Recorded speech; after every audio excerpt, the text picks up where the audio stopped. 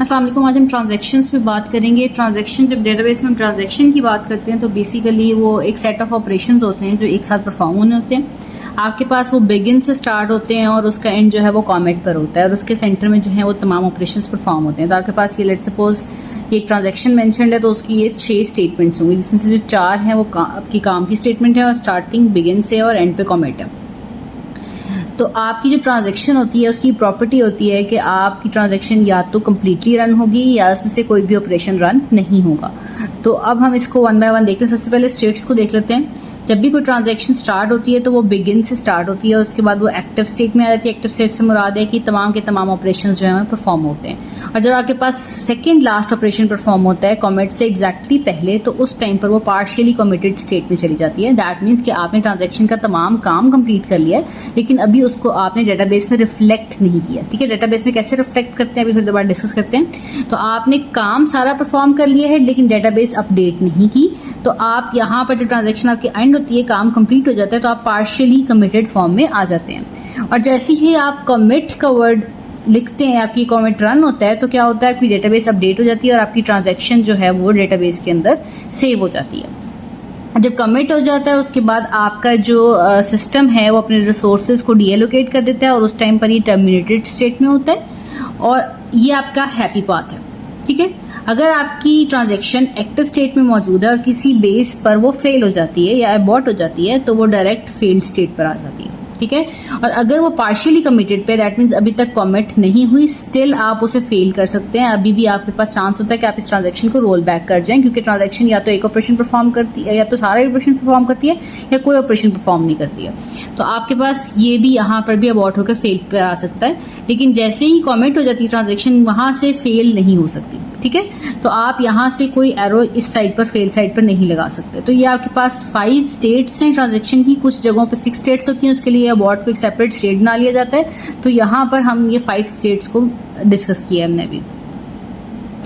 Next बात कर लेते हैं ट्रांजैक्शन की प्रॉपर्टीज की। तो ट्रांजैक्शन की 4 प्रॉपर्टीज होती हैं, इनको एसिड प्रॉपर्टीज भी कहा जाता है, काफी फेमस हैं। सबसे पहली ट्रांजैक्शन की प्रॉपर्टी ये है कि वो एटॉमिक होते हैं। एटॉमिक से मुराद ये है या तो एक ऑपरेशन परफॉर्म होगा या कोई भी ऑपरेशन परफॉर्म नहीं होगा, इसको हम एटॉमिसिटी कहते हैं।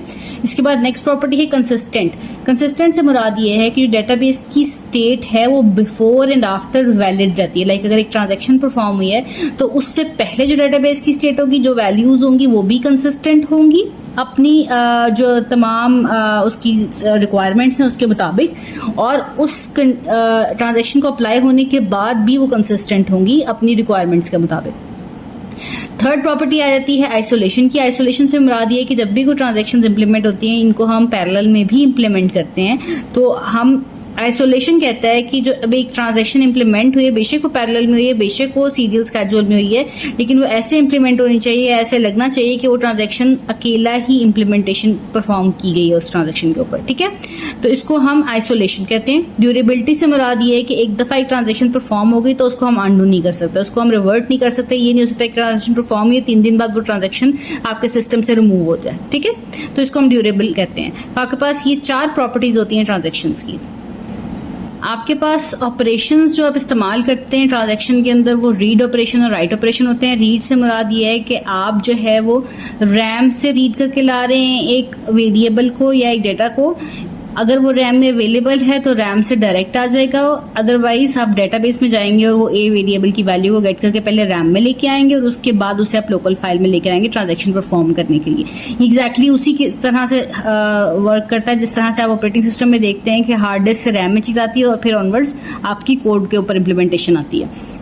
राइट से मुराद ये है कि आप जो भी आपने ट्रांजैक्शन में काम परफॉर्म किया उसको आप रैम पे राइट कर रहे हैं। ठीक है, अभी उसको आप डेटाबेस में कमिट नहीं कर रहे, डेटाबेस को अपडेट नहीं कर रहे। जैसे ही कमिट परफॉर्म होगा तो जो कंडीशन रैम की होगी वो एज इट इज डेटाबेस में रिफ्लेक्ट कर दी जाएगी। उसको उठाकर इन शॉर्ट आपकी जो वैल्यूज हैं वो डेटाबेस में दोबारा स्टोर कर दी जाएंगी, जो न्यू वैल्यूज हैं, जो अपडेटेड वैल्यूज हैं।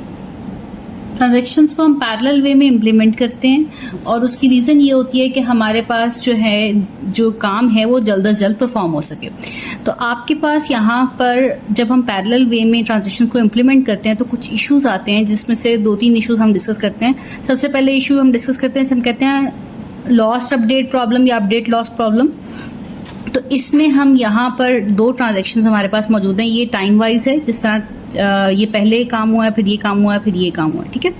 तो आपके पास सबसे पहले जो ट्रांजैक्शन T1 है उसने A को रीड किया है, तो अभी रैम में A की वैल्यू नहीं है, तो डेटाबेस से जो A की वैल्यू है वो आपके पास रैम में आ जाएगी और फिर जो ये फाइल है वो यहाँ पर 10 को रीड कर लेगी। इसके बाद A+10 हुआ है, दैट मीन्स हम इसको 20 कर देते हैं। और उसके बाद सेकेंड ट्रांजैक्शन ने भी जो है वो A को रीड किया है, तो क्योंकि रैम में ऑलरेडी वो अवेलेबल है तो वो रैम से रीड करेगा, और इसको भी इसको 20 कर दिया, ठीक है। और इसके बाद फर्स्ट ट्रांजैक्शन ने अपनी फाइल वाली चीज़ को रैम में राइट किया है, दैट मीन्स इसने इसको 20 किया है। और फिर इस ट्रांजैक्शन ने इसको रैम में राइट किया है, दैट मीन्स इसको 20 किया और कॉमेट कर दिया। अब यहाँ पर जो आंसर है एट द एंड वो क्या बन रहा है हमारे पास 20, ठीक है। तो पैरेलल में जब हम इस स्केड्यूल को इम्प्लीमेंट करते हैं तो हमारे पास आंसर आता है 20, और अगर हम इसको सीरियल में इम्प्लीमेंट करें तो आंसर आता है 30।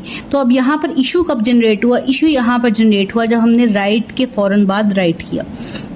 तो यहाँ पर जब एक दफ़ा राइट हुआ था उसने रैम अपडेट की है, जो ये अपडेटेड पोर्शन था वो हमने यहाँ पे अपडेट किया। जब दोबारा उसके ऊपर राइट हुआ तो जो प्रीवियस हमारे पास अपडेट थी वो लॉस्ट हो गई है, फौरन बाद राइट हो गया तो ये लॉस्ट हो गया। इससे पहले कि हम इस वाले राइट को कमिट करते इसने इसको ओवर राइट कर दिया, तो इसको हम इस प्रॉब्लम को कहते हैं लॉस्ट अपडेट प्रॉब्लम। हमारे पास सेकेंड प्रॉब्लम है समरी प्रॉब्लम। तो समरी प्रॉब्लम में जब हम इस ट्रांजैक्शन स्केड्यूल्स को इम्प्लीमेंट करेंगे तो हमारे पास जब T1 पहले इम्प्लीमेंट होगा, T1 में आपके पास जो इनिशियल A की वैल्यू थी वो 10 थी, B की वैल्यू 10 थी। जब हम इन दोनों में 10 ऐड करेंगे तो हमारे पास वैल्यू हो जानी थी 10 20 और उसके बाद जब हम इसको सम करेंगे तो हमारे पास एट दी एंड आंसर आना चाहिए था 40। लेकिन जब हम इसको पैरेलली इम्प्लीमेंट करते हैं तो हमारे पास आंसर आता है 30। हम इसको देखते हैं कैसे। हमारे पास यहाँ पे सबसे पहले ये 10 है, ये 10 है। जब ट्रांजैक्शन T1 ने रीड ऑफ A किया है तो यहाँ पर जो A की वैल्यू है वो रैम में 10 हो गई है और ट्रांजैक्शन T1 ने इसको रीड कर लिया, ठीक है। इसने A+10 परफॉर्म किया ट्रांजैक्शन T1 ने, तो हमने इसको 20 कर लिया और इसने इसको राइट भी कर दिया है रैम में वापस। उसके बाद ट्रांजैक्शन T2 आई है और उसने रीड ऑफ A परफॉर्म किया, क्योंकि रैम में A अवेलेबल था तो इसने एज इट इज इसको रीड कर लिया, ठीक है। और इस तरह जब उसने रीड ऑफ B किया तो रैम में B अवेलेबल नहीं है तो उसने डेटाबेस से B को रीड किया और ऑनवर्ड्स अपनी फाइल में रख लिया। जब इसने A+B किया तो यहाँ पे टोटल हो गया 30 और 30 इसने यहाँ पर स्टोर करवा दिया और उसको कमिट कर दिया, दैट मीन्स अपडेट कर दिया यहाँ पे डेटाबेस में। जब T1 ट्रांजैक्शन ने रीड ऑफ B परफॉर्म किया तो यहाँ पर B 10 था, 10 यहाँ पर आया, 10 में 20 ऐड हुआ, मतलब 10 ऐड हुआ और 20 हो गया और दोबारा इसको 20 कर लिया गया और एट द एंड यहाँ पर इसने इसको 20 कर दिया। और जब इसने इसको कमिट किया तो यहाँ पे 20 कमिट हो गया, ठीक है। और इसने जब A को कमिट किया तो वो भी 20 है, फाइन। तो अब यहाँ पर इशू कहाँ पे क्रिएट हुआ? इस सम के ऊपर।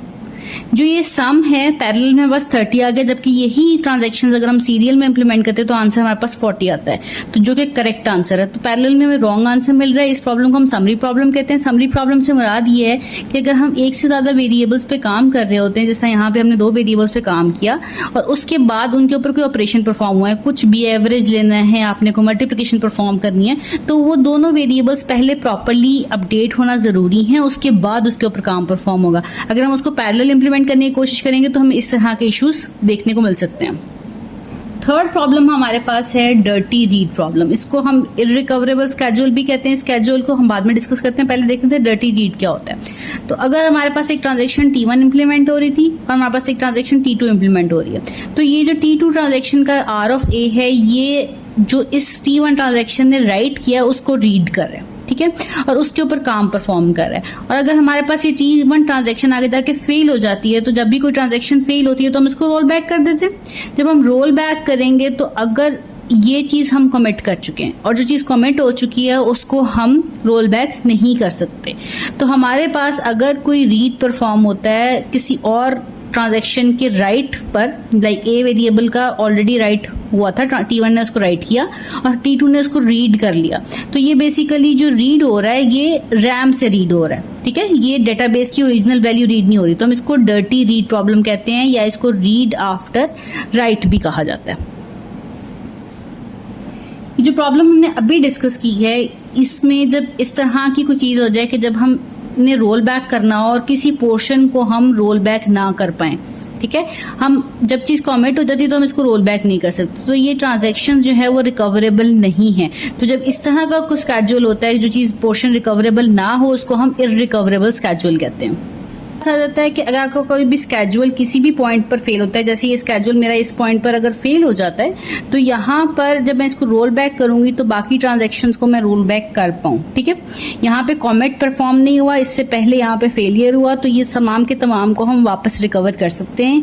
जो स्केड्यूल्स प्रॉपरली रिकवरेबल हों उनको हम रिकवरेबल स्केड्यूल्स कहते हैं। अगर कोई कॉमिट परफॉर्म हो जाता तो वो इररिकवरेबल स्केड्यूल हो जाना था।